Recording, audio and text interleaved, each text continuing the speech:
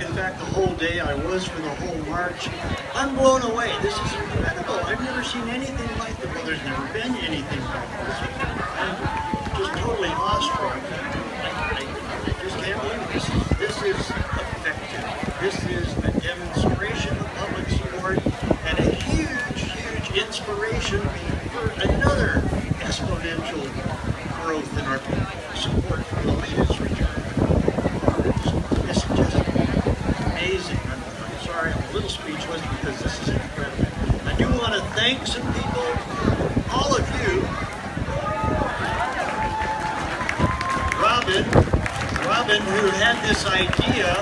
What a crazy idea. Let's have 1,000 or a couple thousand people and do a miracle march for Lolita. She's up in Michigan. She has this idea. Look what happened. It happened.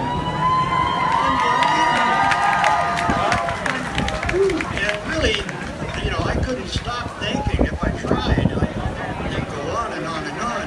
We'll go back, like Susan was saying, to 1980. There's Valerie there who made the documentary Lolita Slave to Entertainment about 10 years ago. It's incredible. It's beautiful.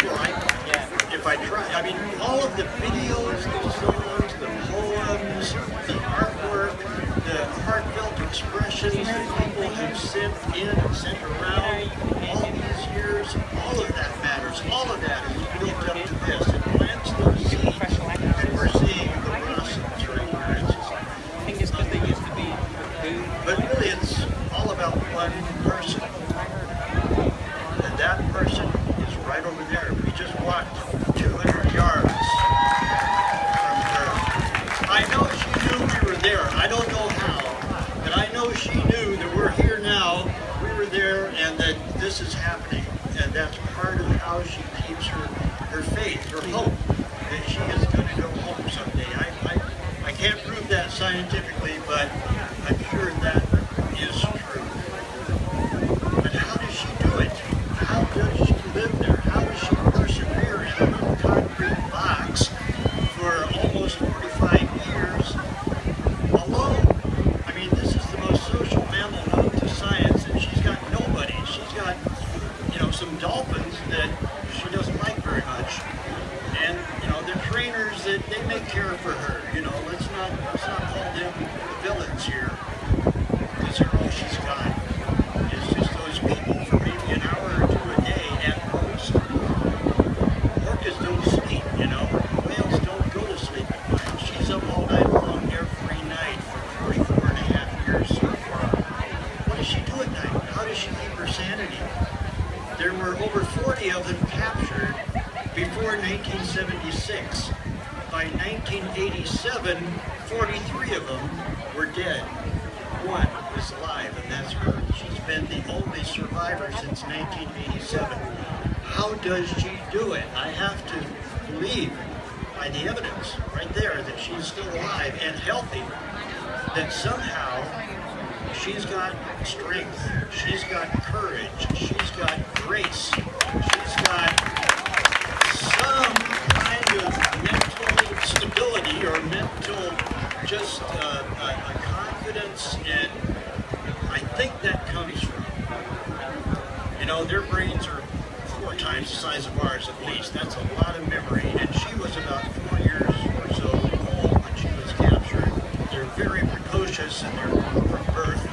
They're learning how to catch fish before they're a year old. They're learning their calls, how to communicate. They're learning the ways of their family. They're raised. They're brought up. They're taught how to be a member of their family. And she knows that. And it doesn't go away. It's up there. It's like riding a bike, only better, much better. Her family is the most important thing in a bond of her life. Male and female kids, the offspring, they never go away. They stay with their mothers their entire lives. They've got all their siblings and cousins and grandkids, and the whole family, the whole big extended family travels together all the time. She still knows that. And when I say person, I do mean person, because she knows who she is. She has her identity, her membership as a member of her family still intact, active in her mind. And I have to believe she believes someday she's going to go home. this has all just been a terrible aberration, just a horrible disruption of her life that's going to be over someday, and she'll get back to normal, back to her real life. And we want to do that. We all, don't we all? I want to real quickly kind of describe the plan, because what the propaganda coming out of the aquarium is that we're going to just, proper the ocean. Bye-bye, good luck. No.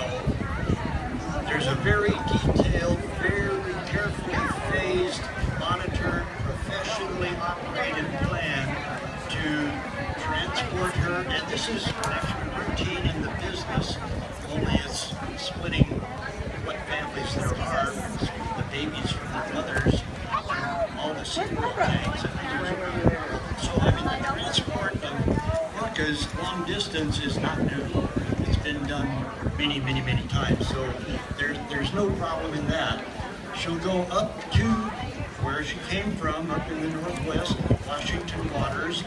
She'll be brought out of the plane and down into a dock and lowered by a crane into a floating sea pen that is maybe 40 by 60 feet or so, where she'll feel her home waters for the first time in over 4 decades.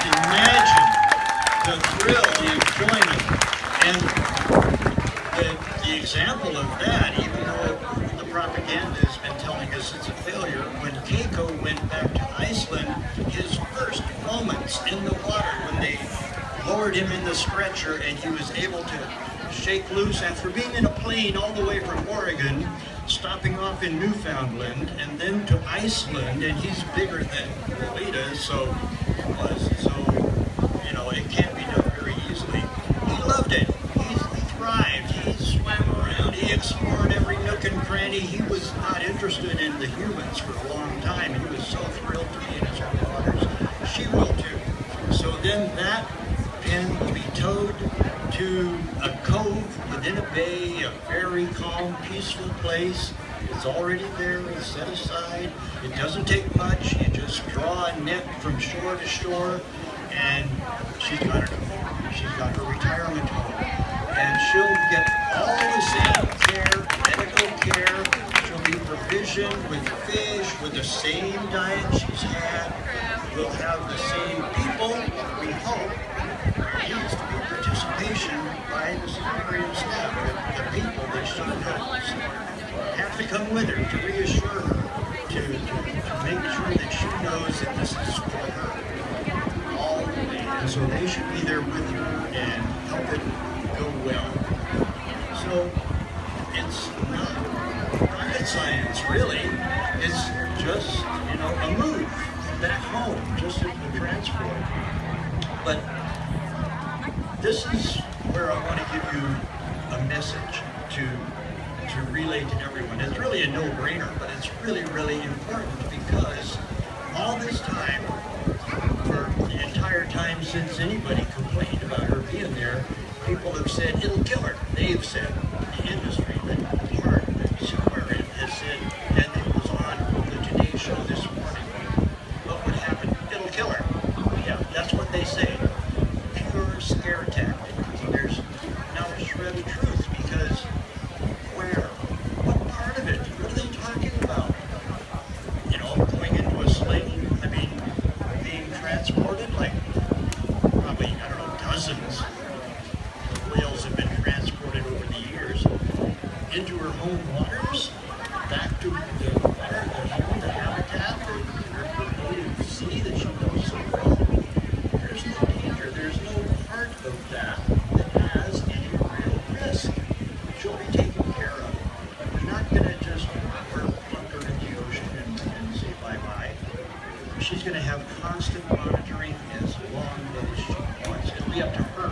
For the first time, she's been dominated, manipulated, controlled by food deprivation, by all kinds of operant conditioning tricks, turning your back on her if she does her own thing, all that kind of stuff that they've been doing. She's been going along with that.